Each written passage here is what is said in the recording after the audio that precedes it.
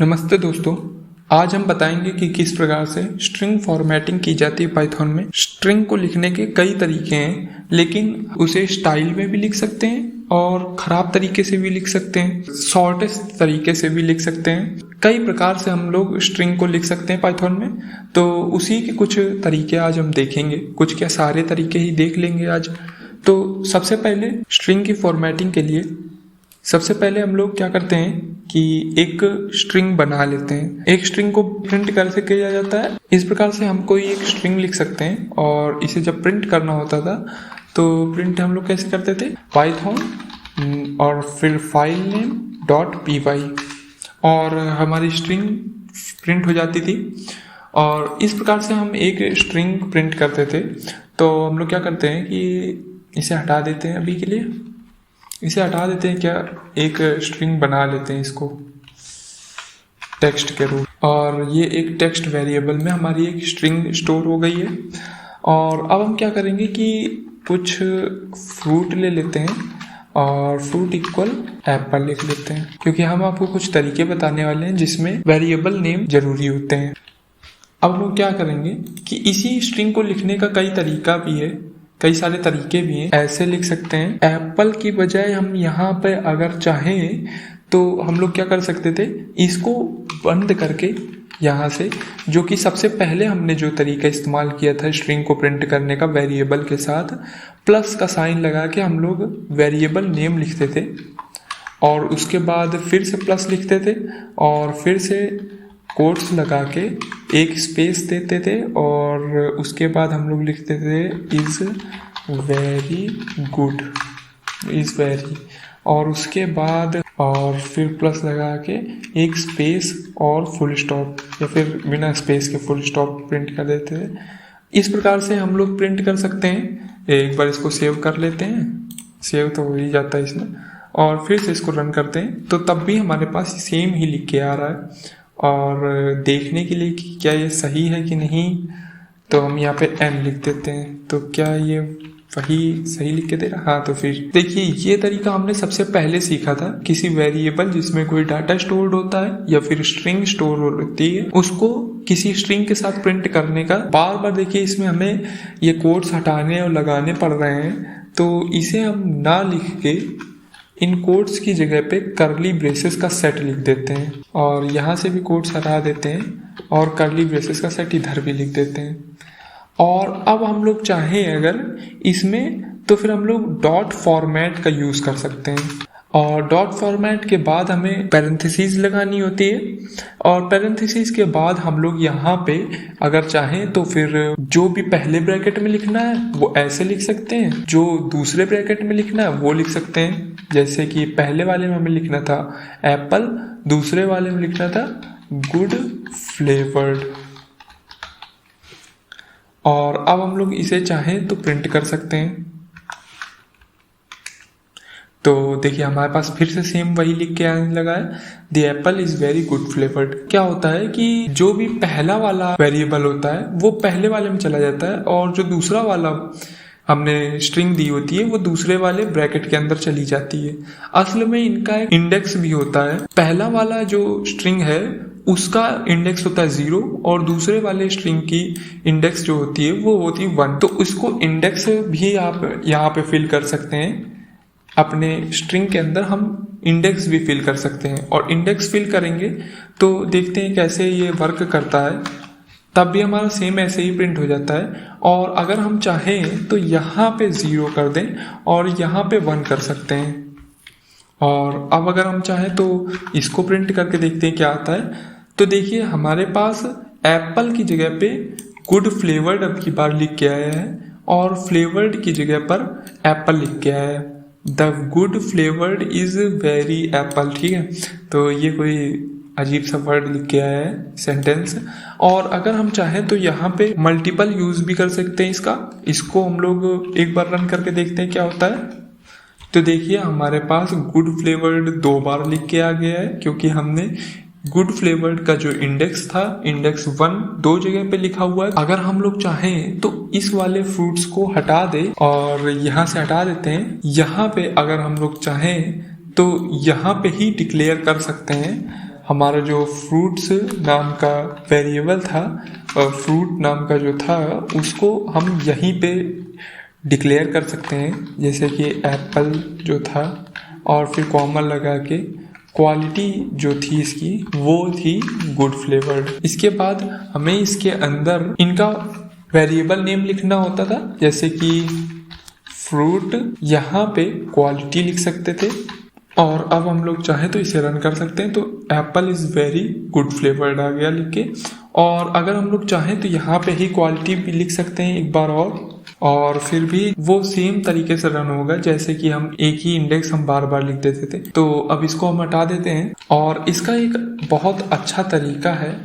अब देखिए हमें क्या करना होगा कि मान लीजिए कि हमें टेक्स्ट हमने जो लिखा है उसी में हम क्या करें कि स्पेसेस छोड़ दें। हम इस टेक्स्ट के अंदर हमने स्पेसेस छोड़ दिए ताकि हम बाद में इसे फॉर्मेट कर सकें। अब हम इसे बाद में भी फॉर्मेट कर सकते हैं, जैसे कि प्रिंट करेंगे। प्रिंट क्या करेंगे, टेक्स्ट को हमें फॉर्मेट करना है तो टेक्स्ट डॉट फॉर्मेट करेंगे, डॉट ऑपरेटर का यूज करते हैं और ब्रैकेट के अंदर जो भी हमें यहाँ पे वेरिएबल या फिर जो भी हमें इसके अंदर स्ट्रिंग देनी है इन कर्ली ब्रेसेस के अंदर वो हम लोग लिख सकते हैं, जैसे कि फ्रूट कॉमा लगा के क्वालिटी, और इसे रन कर सकते हैं हम लोग। तो देखिए Apple is very good flavoured, ठीक है। और जैसा कि आप लोग गेस कर सकते हैं हम लोग इसका क्रम भी बदल सकते हैं, क्वालिटी ऐसे लिख सकते हैं, पहले क्वालिटी लिख सकते हैं बाद में फ्रूट लिख सकते हैं और फिर हम लोग चाहें तो हमारा उल्टा लिख के आ जाएगा। और एक ही वेरिएबल भी कई बार लिख सकते हैं, जैसे कि यहाँ पे फ्रूट लिखा है हम लोग यहाँ पे भी फ्रूट ही लिख सकते हैं शुरुआत वाली जगह पे। देखिए एप्पल इज वेरी एप्पल। अगर हम लोग चाहें तो जैसा कि आप सोच सकते हैं कि यहाँ पे ही हम लोग वेरिएबल डिक्लेयर कर सकते हैं, यहाँ पे ही हम लोग वेरिएबल डिक्लेयर कर सकते हैं। इसको हटा दें अगर हम लोग, बहुत वर्सेटिलिटी मिलती है, मतलब कि बहुत सारे फीचर मिलते हैं हम लोगों को। अगर हम लोग चाहें तो यहाँ पे लिख सकते हैं स्ट्रिंग जो हमें देनी है, जो प्रिंट करनी है वो हम लोग यहाँ पे लिख सकते हैं डायरेक्ट। और अब अगर हम लोग चाहें तो प्रिंट करके देखते हैं क्या होता है। तो देखिए हमारे पास तब भी वही लिख के आ गया, Apple is very good flavoured. और आप ये भी सोच सकते हैं कि हम लोग यहाँ पे भी जिस प्रकार से पहले इंडेक्स देते थे वैसे इंडेक्स भी दे सकते हैं, जैसे कि अब अगर हम लोग चाहें तो इसको भी प्रिंट करेंगे तब भी यही हमारे पास प्रिंट होके आएगा, Apple is very good flavoured. और अगर यहाँ पे हम 1 की बजाय 0 लिख देते हैं तब हमारे पास क्या प्रिंट होके आएगा, एप्पल इज़ वेरी एप्पल। तो इस प्रकार से भी हम प्रिंट कर सकते हैं। ये काफ़ी ज़्यादा यूज होने वाले तरीके हैं स्ट्रिंग फॉर्मेटिंग में। अब हम यहाँ पे आपको बताने जा रहे हैं पैडिंग क्या होता है। Space left in place of a string हम लोग कह सकते हैं, ऑनर भी कह सकते हैं, ठीक है, ऐसे सुनने में अच्छा लगता है। तो पैडिंग वो होता है जिसमें आप स्पेस छोड़ते हैं किसी स्ट्रिंग को उस जगह पे लिखने के लिए। जैसे कि आप देखते हैं किसी वेबसाइट में अगर आप नाम डालते हैं अपना तो फिर काफ़ी ज़्यादा स्पेस छूटा हुआ होता है उसमें, तो वो स्पेस पैडिंग कहलाता है। तो अब हम देखेंगे कि कैसे हम लोग दे सकते हैं पैडिंग। तो उसके लिए हम लोग क्या करते हैं कि एक नेम ले लेते हैं हम लोग, मान लीजिए किसी का नेम है आलोक, हेलो, और फिर कॉमा लगाएंगे और उसके बाद यहाँ पे नेम लिखना है हमें, तो इसको ऐसे छोड़ देंगे और उसके बाद फिर यहाँ पे लिखेंगे गुड मॉर्निंग। ये हमारी एक स्ट्रिंग है जिसमें हमें नेम प्रिंट करना है। तो फिर हम लोग क्या करेंगे कि डॉट फॉर्मेट का इस्तेमाल करते हैं और इसके अंदर ब्रैकेट के नेम दे देते हैं और अब इसे हम लोग प्रिंट करते हैं तो क्या होता है। तो देखिए हमारे पास लिख के आ गया हेलो आलोक गुड मॉर्निंग, और इस प्रकार से हम लोग प्रिंट करते थे नॉर्मली। और अब पैडिंग अगर हमें छोड़नी है तो पैडिंग कैसे छोड़ेंगे, इसमें हमें क्या करना पड़ेगा, इस कर्ली ब्रेसेस के अंदर हम लोग लगाएंगे कोलन के बाद हमें एक इंटीजर वैल्यू देनी पड़ेगी जितने हमें स्पेस छोड़ दें। मान लीजिए कि 10 स्पेस छोड़ दें तो इसको 10 स्पेस मिल जाएंगे। तो देखिए एक बार हम लोग रन करते हैं तो क्या होता है कि आलोक के पास देखिए अब 10 स्पेस आ गए हैं, आलोक है और 4 स्पेस ये हो गए और या कीबोर्ड इसमें काम नहीं कर रहा है। 4 स्पेस ये हो गया। और अगर आप काउंट करें तो 1 2 3 4 5 6 7, तो 4 स्पेस के बाद 6 स्पेस जो थे वो हमारी पैडिंग के थे, और एक स्पेस यहाँ पे जो हमने एक स्पेस छोड़ रखा है वो है। ठीक है, तो हमारे पास 10 स्पेसेस छूट गए हैं जो कि पैडिंग के लिए हमने छोड़ रखे थे, और इस प्रकार से हम लोग पैडिंग के लिए स्पेस छोड़ते हैं। अब पैडिंग को आप लेफ्ट अलाइन या फिर राइट अलाइन कर सकते हैं। तो सबसे पहले तो ये लेफ्ट अलाइन पहले से ही होता है। देखिए नेम हमारा जो स्पेस छोटे हुए हैं उसमें सबसे लेफ्ट स्थान पे है, तो लेफ्ट अलाइन ये पहले से ही होता है, मतलब ये डिफ़ॉल्ट है कि ये लेफ्ट अलाइन होगा। और अगर हम लोग इसमें ऐसे लिखेंगे तो ये लेफ्ट अलाइन होगा, मतलब कि नेम जो होगा वो नोक के सामने आएगा, इस एरो के हेड के सामने हमारा नेम रहेगा। और अगर ग्रेटर देन 10 रखेंगे तो फिर हमारा जो नेम होगा वो फिर से नोक के सामने रहेगा। नोक का मतलब ये एरो का हेड किस तरफ है, राइट की तरफ है, तो राइट की तरफ हमारा नेम रहेगा।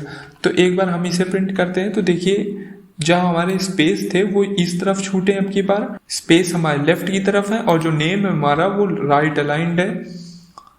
तो राइट अलाइन कैसे करते हैं, ग्रेटर देन का साइन लगा के।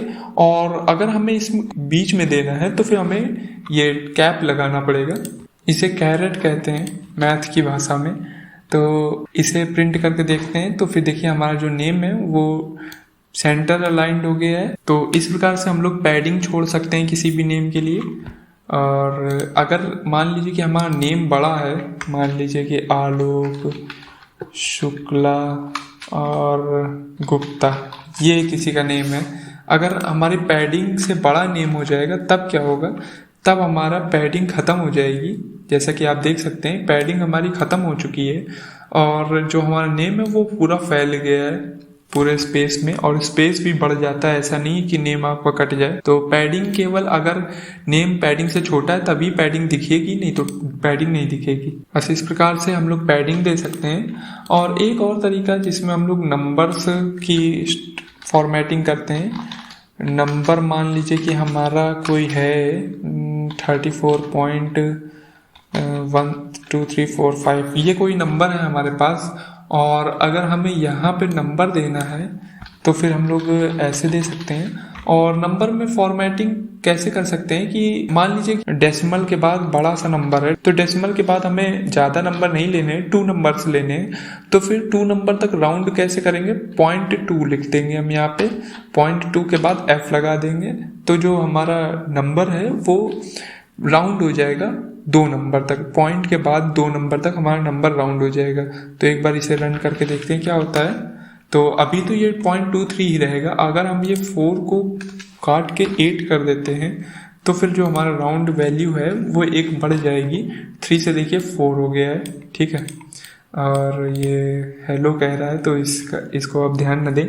तो इस प्रकार से हम लोग फॉर्मेटिंग करते हैं अगर हमें ज़्यादा पॉइंट के बाद नंबर नहीं लेने होते हैं तो। और अब मान लीजिए कि एक बड़ा सा नंबर है हमारे पास 99999999, इतना बड़ा नंबर है हमारे पास, और अगर हमें अच्छे से दर्शाना है कि इसमें कितने असल में नंबर हैं तो हमें क्या करना होता है कि कोलन लगाते हैं, और कोलन लगाने के बाद यहाँ पे कॉमा लिख देते हैं। तो जो हमारा नंबर है वो अच्छे से लिख के आएगा, जैसे कि इंटरनेशनल सिस्टम में नंबर्स लिखे जाते हैं।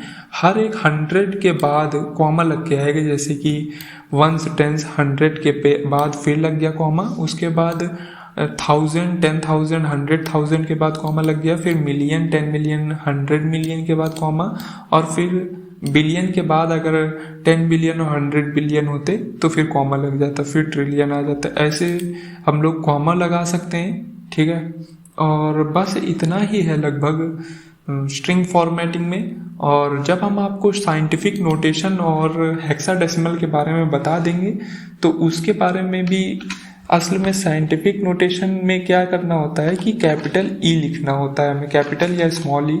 अगर हमें कैपिटल या स्मॉल ई वाले साइंटिफिक नोटेशन चाहिए होते थे तो हमारा जो नंबर है वो साइंटिफिक नोटेशन में बदल जाएगा। तो ये हम आपको सोच रहे थे बाद ही में बताएं जब हम आपको बता दें असल में होता क्या है साइंटिफिक नोटेशन। तो इसके बाद जो अगला वीडियो आएगा उसमें हम ये बता देंगे कि किस प्रकार से साइंटिफिक नोटेशन का यूज़ किया जाता है और नॉर्मल नंबर को कैसे बदला जाता है साइंटिफिक नोटेशन में। और हेक्साडेसिमल में बदलने के लिए कैपिटल में बदलना है तो कैपिटल एक्स लिख दीजिए और स्मॉल में बदलना है तो स्मॉल एक्स लिख दीजिए। उसके बाद अगर आपको बाइनरी में बदलना है किसी नंबर को तो बस बी लगा दीजिए तो हमारा नंबर बाइनरी में बदल जाएगा। जैसे कि ये देखिए जो हमारा 9 ट्रिलियन नंबर है, इस 9 बिलियन था, हाँ 9 बिलियन जो नंबर है हमारा वो बाइनरी में ऐसे लिखा प्रदर्शित किया जाता है। बस आज के लिए इतना ही। नमस्ते।